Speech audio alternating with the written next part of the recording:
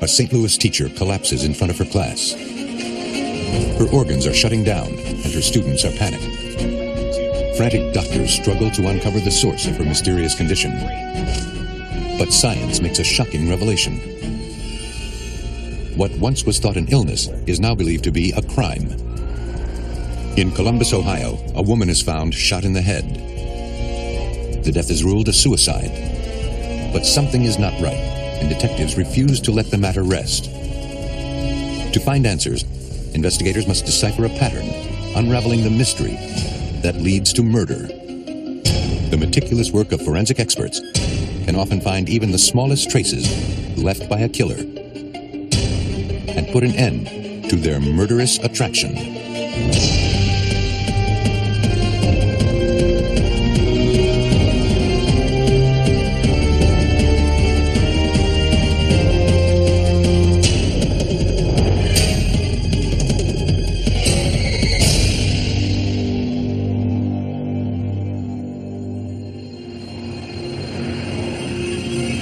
In this episode, some of the names have been changed. September 26, 1993, St. Louis, Missouri. Donna Boley, a 7th grade math teacher and mother of 2 teenaged sons, was in the middle of her lesson. She hadn't been feeling well all summer, but thought it was just the flu. Let's move on down to number 9. She hoped it would pass once the school year began. But it didn't. It got worse. She collapsed in front of her class. Alarmed students called for the principal.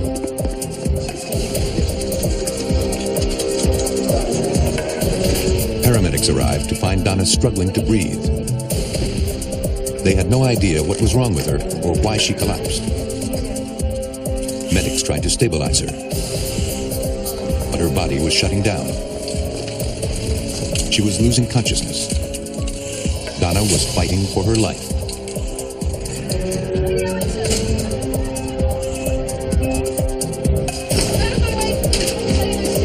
In the emergency room, doctors fought to save her. But it wasn't enough. Even with their best efforts, Donna was still struggling. She was now paralyzed, with no feeling in her arms and legs. She was immediately hooked up to a ventilator to help her breathe. Critical care specialist Dr. Gregory Becker.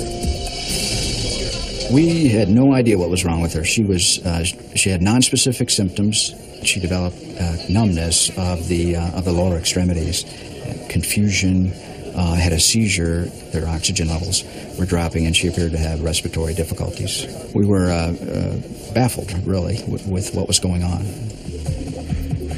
Jim Boley, Donna's husband, rushed to check on his wife. The attending doctors assured him they were doing everything possible, but the prognosis wasn't good. Donna was in critical condition. Jim told doctors Donna had been feeling ill, but it had never been this bad. Donna was in cardiac arrest. Doctors desperately tried to get her heart beating again. Let's do it again. Turn it higher. All right, here we go. And clear. 1, 2, 3. She had a variety of symptoms that we couldn't pigeonhole in a single diagnosis. Doctors stabilized Donna and took her to the ICU. But they still had no idea what was causing Donna's symptoms. When we come to a situation like this where a patient is getting more and more ill, right in front of us is we'll shotgun a variety of tests. But the test results showed nothing. Jim stayed by his wife's side. He brought her flowers, cards, and her favorite milkshakes. He did everything he could to care for her. As the mysterious disease ravaged Donna's body, the search for the diagnosis continued. One of the full battery of tests that we did was a urinary heavy metal screen. When it came back, her urinary excretion of arsenic was sky high, astronomical. Donna's body was being poisoned. The amount of arsenic in her system was 420 times the normal amount. Why were the levels so high, and how did it get into her system? Concerned others were exposed to the arsenic, doctors immediately informed Donna's family and also called police. Jim Boley told doctors he had no idea how this could have happened and wanted a full police investigation. She was poisoned by someone. Officers arrived at the hospital and interviewed doctors, nurses, and all those who cared for Donna. But no one had ever seen anything like this before. St. Louis County Police Detective Tony Grimmel was the lead investigator on the case. I found out that from the hospital that Donna Boley's level of arsenic was right at the lethal dosage, and that she was on the fence and could possibly die. Since arsenic poisoning is rare, Detective Grimmel needed to do research on the toxin. I determined as much as I could about arsenic and found out that it is in pesticides and herbicides. It's also found in the environment and well water. Detective Grimmel had hoped to speak to Donna, but that would be impossible. At that point in time, that not only was she in critical condition, but she was paralyzed from the neck down and unable to speak. Unable to communicate with Donna, the detectives would have to find their answers another way. They asked hospital personnel to contact them if they came up with any new information. Nurses were stationed in Donna's room around the clock to monitor her condition. Skin color? Okay. Detective Grimmel's next step was to determine whether he was dealing with accidental exposure or something criminal. This is the first type of arsenic case that I've ever been involved in. The questions that we didn't have answers to is, how did she get it in her system? What type of arsenic it was? Where it came from? To find the answer, the detective turned to an expert at the St. Louis County Medical Examiner's office. He met with Chief Toxicologist Dr. Christopher Long. Arsenic symptoms are so common and typical of like the flu or possibly food poisoning that most physicians tend to focus on that area to see if there's some sort of biological reason why you have these symptoms. And they don't really consider arsenic or heavy metal poisoning. But arsenic poisoning is much worse than any flu. It attacks the body's red blood cells, eating away at them until the body completely shuts down. Everybody has arsenic in their system, but in normally low levels that don't offer any symptoms or any problems. But the levels in Donna's system suggested something else. Due to the high levels, it appeared to be administered to her, either self-administered or administered by someone else. Although environmental factors such as a tampered water supply were not ruled out, investigators had to look at all the possibilities, including attempted suicide or murder. Detectives visited the Boley home. Hoping to develop leads, investigators interviewed Donna's husband and her teenaged sons. Jim Boley said Donna had no history of depression. She never spoke about taking her own life and never attempted suicide. But the family mentioned Donna had trouble with several students who were angry with her over grades. Jim also said Donna had trouble with a teacher who used to work with her, and Donna was an easy target. He felt that since she kept a cup of water on her desk at all times, that anybody at school could have administered the poison to her by dropping it into her glass or cup on her desk. While at the house, investigators took a sample of the family's tap water. It was sent to the lab for analysis. From what the boy said, They collected canisters, jars, and utensils. Detectives also collected household products and cleaners. They were looking for anything that either contained arsenic, such as pesticides, or any kitchen items that may have been contaminated.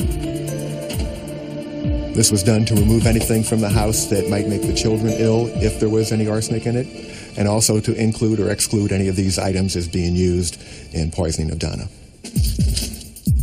In the bathroom, police found hypodermic needles. Jim told investigators the hypodermic needles were used by one of the boys for medication. They were taken with the other items to be tested. Okay, appreciate it. Detective Grimmel went to the school to follow up on the family's suspicions. The principal said although Donna was often sick, she was in good spirits and was not depressed. He also told the detective the problems with the former co-worker and the angry students were not serious. And none of them had been at the school in months. There's nothing negative in either of these children. Grimmel now believed if Donna was poisoned, it did not happen at school. At the Identification Bureau of the St. Louis County Police Department, the household items were tested for arsenic. The syringes found in the Boley home were quickly ruled out. As the husband said, they were used for prescribed medication for one of the boys. And all the other tests came back negative. None of the household items contained the deadly poison. The water was also clean. Detective Grimmel was at an impasse, and there were no leads in sight. I didn't believe that in a family of four, one person could have accidentally ingested a lethal amount of arsenic at home, and the others have no signs of arsenic in their system. So what I was looking at was self-inflicted, where it was an attempted suicide, or that it was used as a weapon in an attempt to kill her. And the one person who could shed light on the investigation was the only person who wasn't talking. St. Louis schoolteacher Donna Boley collapsed in her classroom and was now lying in intensive care. High levels of arsenic were found in her system. Detectives believe Donna was either trying to kill herself or someone else was trying to kill her. After following up leads at both her school and her home, they came up empty. Detectives began asking questions. If someone wanted her dead, who could it be, and what was their motive? Pretty busy and stressed out. They decided to look into the Boley family's financial records. It didn't take long before Detective Tony Grimmel found a life insurance policy on Donna, and it was recently increased from $200,000 to $600,000.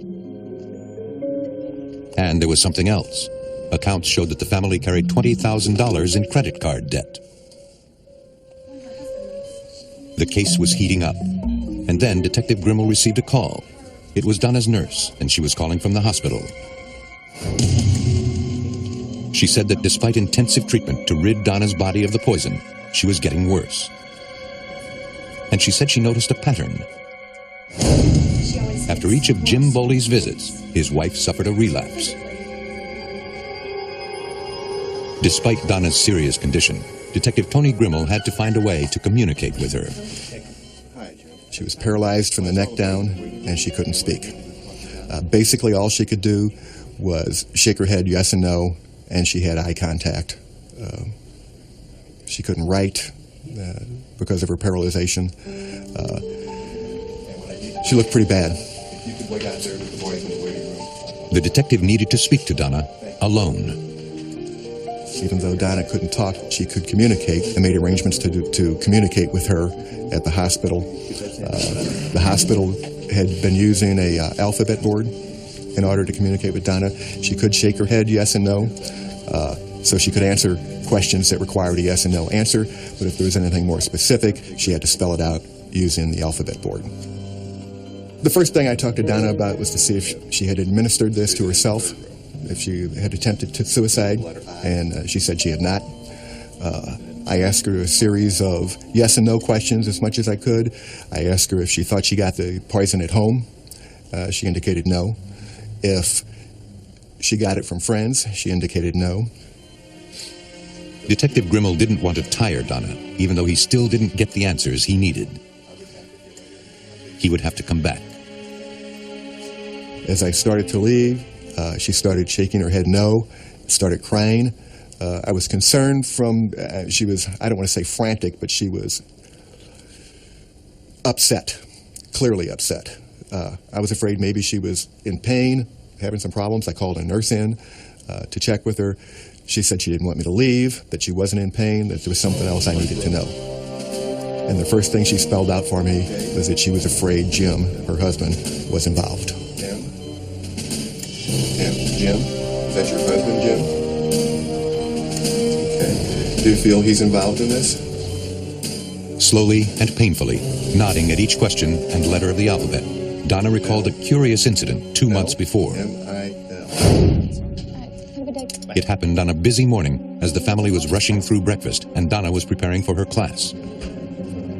Jim Boley always did the cooking. It was his idea to take some of the burden off of his wife. He gave Donna a glass of milk to settle her stomach and reminded her to drink it. It was then Donna saw pink residue at the bottom of the glass. Donna's story placed her husband under suspicion. This, coupled with the recent increase in Donna's life insurance, made Jim Boley the prime suspect in his wife's poisoning. But investigators were a long way from proving he was trying to kill his wife.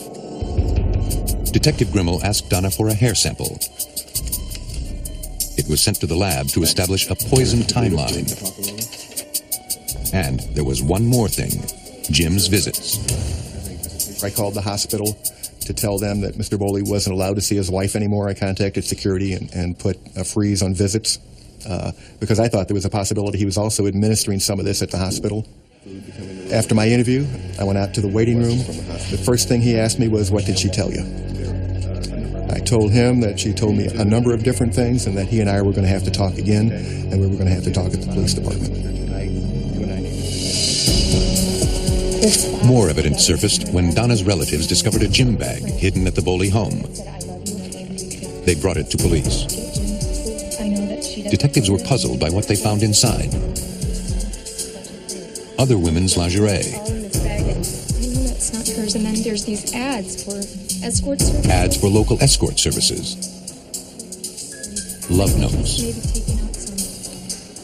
These notes, where'd you find these? Contents also included photos of naked women and sexual paraphernalia. And the bag was? It was out in We obtained cell phone records and found out that he was using 2 dating services and that he was using his cell phone for this. At the toxicology lab of the St. Louis County Medical Examiner's Office, Donna's hair was tested. Hair grows about 1 inch a month, and because the arsenic attaches to the follicles and stays there, scientists can get an accurate timeline of the poisoning. Her hair provided answers to the questions when, how much, and for how long Donna was ingesting arsenic. Chief toxicologist Dr. Christopher Long performed an atomic absorption test. The arsenic analysis, you can't see that because it's done on a molecular level, and you can't see the little molecules or electrons.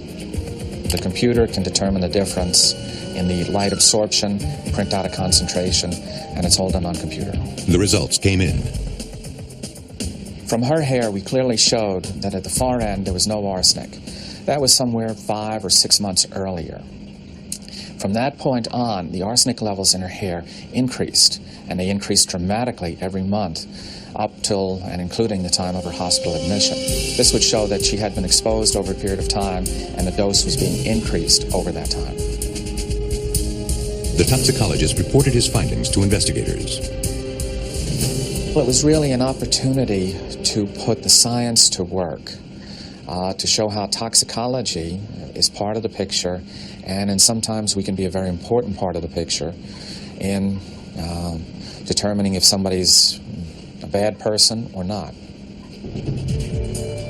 Police asked Jim Boley to come in to answer questions. Right here, Jim. Jim Boley seemed to be the perfect husband. He worked as a high school counselor, coached baseball, and was a scout leader. I told him that she was pointing the finger at him, that he was now the prime suspect, and I advised him of his rights. He was more than willing to cooperate, and he tried to explain away the pink milk and her feeling that he was a suspect. Well, she's got poison in her system. Boley claimed that his wife's illness had caused her to have hallucinations. She's confused. We got a wonderful system. Detectives asked him about the $600,000 insurance policy on Donna, about his financial difficulties, and about his extramarital affairs. Somebody's trying to hurt. Talking for hours, Jim Boley seemed to have an answer for everything. Trying to waste But he explained those away, and he was good at explaining things away. Boley's background was in psychology. He seemed in control. So detectives took a new approach. Have you noticed throughout this thing that whenever he's talking, he's in control, as big as life, but when we talk, he shrinks back in his chair. Have you noticed that? Yeah, he seems real confident and comfortable when he's talking. And Very uncomfortable when you're talking. right. I think what we should do is go back in there and just hammer him and just get up on the podium and don't let him talk at all. Just give him everything you've got. This time, they would be verbally aggressive and not let him redirect blame. I've been listening to you all night long, Now it's time for you to listen to me. No, wait a minute. I've listened to you. Laying out the case against him, investigators didn't let Boley answer for an hour and a half. At the end of all that, hour and a half or so, when he first did speak, he asked me, how much time do you think I'm going to get? Which in itself was a tacit admission, but not a confession. After over 8 hours of questioning, investigators still couldn't get Boley to confess to poisoning his wife. With nothing solid to hold him, Detective Grimmel went to the district attorney. St. Louis prosecutor Bob McCullough had to make the decision. Actually, we had very little evidence. It was one of those where you knew that the guy did it, but whether we were going to be able to prove it or not at that point was kind of up in the air. But detectives wouldn't give up and continued to keep pressure on Boley to get a confession. But Jim Boley still wouldn't crack. And without stronger evidence, police feared the man they suspected of poisoning his wife would walk free. Someone was trying to kill Donna Boley. 420 times the lethal dose of arsenic was discovered in her system. And police believed they knew who was responsible: Donna's husband, Jim. Detectives were mounting a solid case against Jim Boley.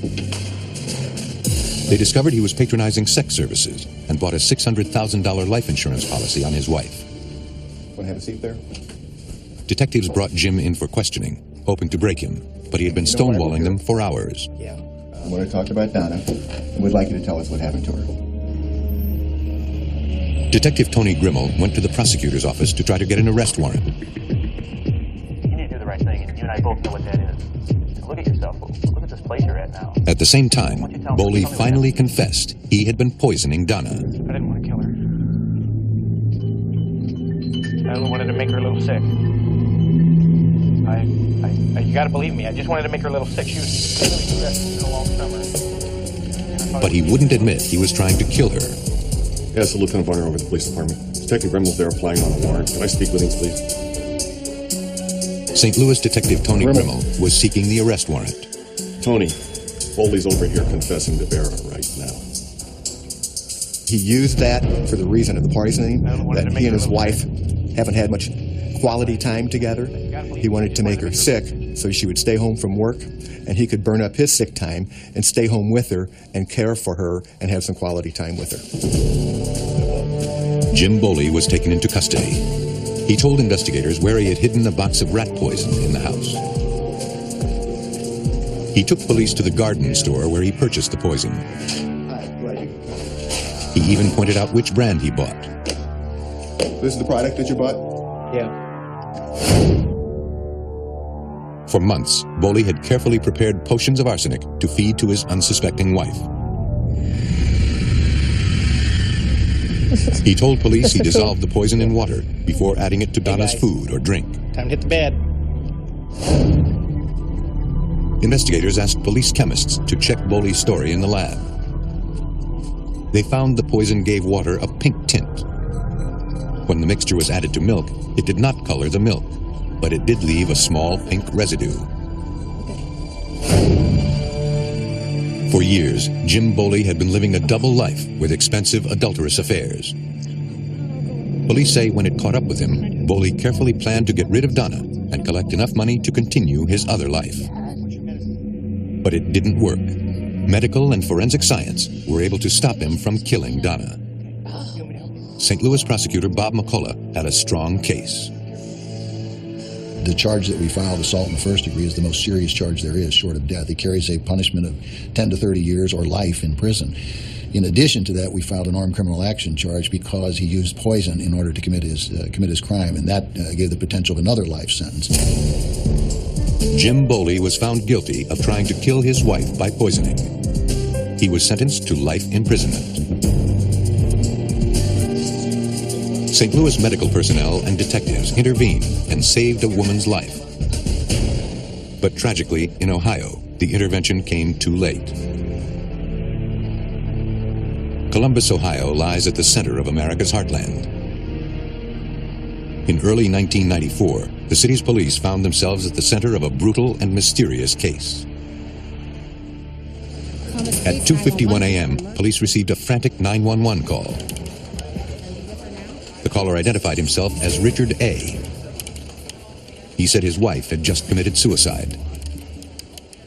The operator asked him to stay calm and wait for emergency personnel who were on the way. Sergeant 18, 180, 181 on a 47. 43 possible 47. Columbus Police Department officers arrived at the address. No one was there to meet them. They called out, but there was no response. Tentatively, the officers entered the residence. It looked as if the house was empty. In the master bedroom, Robert A. was at the foot of the bed. He seemed dazed, confused, and unable to move. On the bed, a woman lying on her back with a gunshot wound to the left side of her head. She's my wife. A blue steel .38 caliber revolver was resting on her blood-smeared chest. Responding police officers questioned Robert A. Are you okay, sir? He told them he went into his bedroom and found his wife. He had no idea what happened. How much did you have to drink tonight, sir? Officers noted he appeared to have been drinking. How much did you Medics were called to the scene. Without disturbing the body, they examined the woman. Janet A. was dead. Within minutes, homicide detectives arrived at the house. They are required to investigate any gun-related death. Detectives were briefed by the officers at the scene. Detective Eric Pilya was the lead investigator on the case. A small, dark-colored revolver was laying on top of her chest, and there was an extensive amount of blood that had come from the wound and run down her body along her appendages and pooled in several areas. The detective interviewed Janet's husband, Robert. He still appeared to be in shock and was non-responsive. My first impression of the husband was that he was either extremely distraught to the point of being in shock, or extremely lethargic or drugged, unemotional, just kind of dazed. When A composed himself, he told investigators earlier that evening he and his wife watched some television after dinner. Fell asleep. She was leaving for a business trip to Cincinnati early the next morning. Robert told investigators Janet was nervous about her trip. She was deathly afraid of public speaking. She wanted to get a good night's sleep, so she kissed him goodnight and went upstairs to bed. A said he stayed up a little later and watched a kickboxing movie on television. So he fell asleep on this couch here. He explained that he had fallen asleep on the couch. He had woke up, decided to go to bed, went upstairs, turned on the light to the bedroom, and found his wife laying there with a gunshot wound to her head. He said that he then went and checked for a pulse. There was a smear of blood across her chest, and a revolver was next to her hand. A told detectives Janet was nervous about a business trip she was to take the next day. He feared that might have caused her to take her life. A said he kept a gun in the house for self-protection. He normally kept it under the sofa where he had been sleeping. But it wasn't there. He said Janet must have taken it earlier or while he was asleep. Detective Eric Pilya asked Robert A. what he remembered. I asked him, did you touch the body? At first he said no. Then he said, well, I checked for a pulse, and explained that he had been a medic in Vietnam.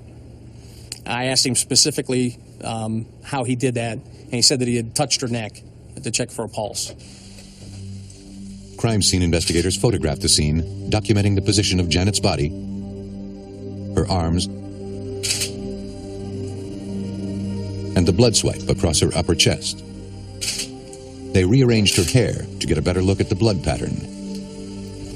The gun was collected, along with other evidence. In searching the room, detectives also noted a flashlight on the dresser. Janet's body was taken to the coroner's office for examination. officers checked for any signs of forced entry. They found none. At the Franklin County Coroner's Office, the medical examiner swabbed the victim's hands and examined the rest of her body. He took blood samples for a toxicology screening. Janet's head was x-rayed to determine the angle in which she was shot and the path of the bullet. All the physical evidence supported a self-inflicted injury, and the autopsy report classified Janet A.'s death as a suicide. But to the seasoned homicide investigators, something still didn't seem right. Robert A.'s story wasn't adding up. I made a mental note when he told me that he had turned the light on, that that's not something normal. That seemed abnormal to me, that someone would turn their wife sleeping in bed and they're going to go and turn the light on and wake them up as they're going to bed. That just kind of seemed funny to me at that time. Investigators decided they needed to find out more about Janet's state of mind. They spoke to her parents to see if Janet suffered from depression or was upset about anything. Janet's parents said she was fine. In fact, she had been looking forward to her business trip. The parents' comments didn't seem to support the coroner's findings, according to homicide detective Carl Rankin. It seemed that Janet A. wasn't a very good candidate for suicide, and that she did, in fact, have things to look forward to, even as soon as the next day. The detective asked about Janet's relationship with her husband. Robert A. was insisting to go to Cincinnati also, and the fact that Janet didn't want him to go. They spoke about taking care of the dog, and that Janet A. didn't really feel comfortable even leaving the dog with Robert A. Janet told her parents Robert had been seeing another woman for several months. Just 3 weeks before her death, Janet said she was planning to divorce him. This strengthened investigators' suspicions that Janet A. may not have taken her own life. But they needed proof, so they went back to the crime scene and started from scratch. They re-examined photographs and noted Janet's head wound was on the left side. When they interviewed friends and family members, they discovered that Janet was right-handed. The gun was also positioned very awkwardly in her hand, according to Detective Rankin. The butt of the gun was facing the opposite way of the hand. The barrel was, in fact, pointing upward. This would be a difficult shot for a right-handed person. At the crime lab, toxicology results on Janet's blood came back. It appeared she had taken a massive dose of sleeping pills. Perhaps she had tried to kill herself with pills, and when that didn't work, she got the gun. But there was one problem. The toxicologist's opinion was that Janet A., after taking that many drugs, would not have been able to form a thought pattern, to have been in bed, taken the drugs, gone downstairs, taken a gun out of below the sofa where Robert A. was sleeping, walked back upstairs, gotten back in bed, and shot herself. Despite trouble in the marriage and a minor domestic incident, detectives had little else. I'd like to talk to you back here. But that changed. Police got a break when a call came in from a woman who said she was the last person to talk to Janet the night she died. The woman was Janet's close friend, but she hadn't come forward because she was afraid of Robert's violent temper. She told police that the night Janet died, she had come over to borrow a dress. That's nice. Janet was excited and looking forward to her trip to Cincinnati, and glad to have time away from her husband. On the night Janet died, she called and talked to her friend at 11:30 p.m. She was whispering and said Robert was angry and arguing. Yes, I was. He wanted to go on the Cincinnati trip with her, but Janet had refused. The friend told investigators that Janet then abruptly said Robert was coming into the room and she had to go. Janet quickly hung up. It was the last time anyone heard from her. Pieces were falling into place. Detectives were now ready to confront Robert A. They told him they needed the truth and arranged for a polygraph test and asked him to take it. I want to talk to my lawyer. Robert, I don't have any problem with you talking to your attorney. To prove that Janet's death was not a suicide, but cold-blooded murder, detectives needed hard evidence, and that evidence was right in front of them in the crime scene photos. At that time, it was determined that if we were going to have any substantial evidence out of the blood spatter evidence contained within the photographs, that we were going to have to consider going outside of the department and hiring an individual to take a look at these photographs. Up to this point, detectives' beliefs were just another theory, but the coroner's report was conclusive. If they hoped to reopen this case, they needed a lot more than theory. They needed science to back up their suspicions. Janet A.'s death had been ruled a suicide, but detectives were troubled by the evidence. She was right-handed, but the gun was found near her left hand. Her husband, Robert A., was the only other person in the house. Friends and family said the couple's marriage was rocky. Weeks before her death, she said she intended to divorce him. Detectives were certain it was murder, and Robert A. was the prime suspect. But to prove their case, they had to turn to a forensic specialist. Columbus police contacted a renowned blood spatter expert. They took the crime scene photographs to Corning, New York, where Professor Herbert McDonald is director of the Laboratory of Forensic Science. They just objectively wanted me to look at the pictures and see if I could form an opinion based principally on the bloodstain patterns that were present in the pictures. To Dr. McDonald, something in the pictures didn't make sense. You can't have a gun after you've shot yourself in the head, fall down on your chest, and then somehow reach up underneath it and smear blood across. It's the sequence is wrong. The obvious thing is it was a homicide and not a suicide. It was the information the detectives had been waiting for and the proof they needed.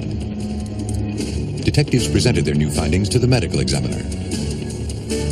The cause of Janet A.'s death was changed from suicide to undetermined.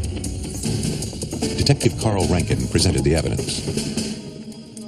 This is very unusual for a detective to come back in and ask to have something changed on the death certificate, especially something as important as from a suicide to at least undetermined. The way was cleared to charge Robert A. for Janet's murder. Detectives discussed their evidence with Franklin County Prosecuting Attorney Jeff Allen. Once we had Professor McDonald's report, I was convinced that we had a case that we could take to a jury. So that was probably the main factor in my determination that we had a case that we could prosecute. We could, I think, clearly show, based upon Herb McDonald, the toxicologist, the friends and family members who had had recent contact with Janet A., that the defendant, the only other person in the house, was the person who had shot Janet A. She did not do it herself. A warrant was issued for Robert A.'s arrest for the murder of his wife. He was taken into custody without incident. I believe that they'd been arguing. I believe that Robert A. wanted 100% to go to Cincinnati, and he was demanding it. The couple argued. Janet went up to bed. Yeah. She took sleeping pills to get a good night's sleep. I think Robert A. laid on the couch drunk, getting in more of a stupor and getting more mad as time went by. And I think Robert A. reached under the couch and he got the gun that he knew was there. The very first interview, he says, "I turned the light on." Well, I don't know about that. I think that he may have even had a flashlight with him to make sure that he didn't make a mistake in what he was about to do. And I think he took that gun, and I believe he walked up the stairs.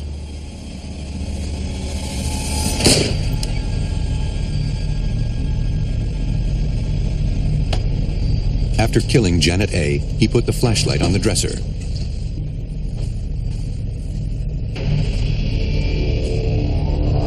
Robert repositioned Janet's body. He got blood on his hand, so he wiped it across her upper chest.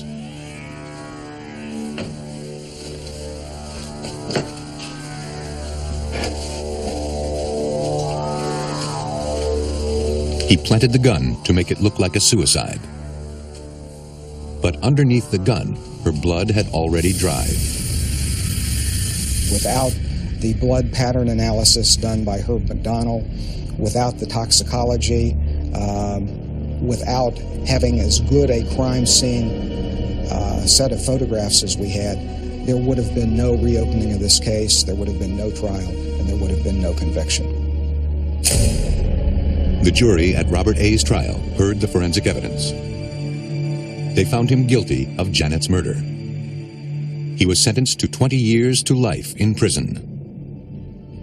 Killers go to great lengths to create scenarios that shift blame, leaving behind few traces of their guilt. But no matter how small or well hidden, forensic investigators live to expose these telltale traces and avenge the victims of murderous attraction.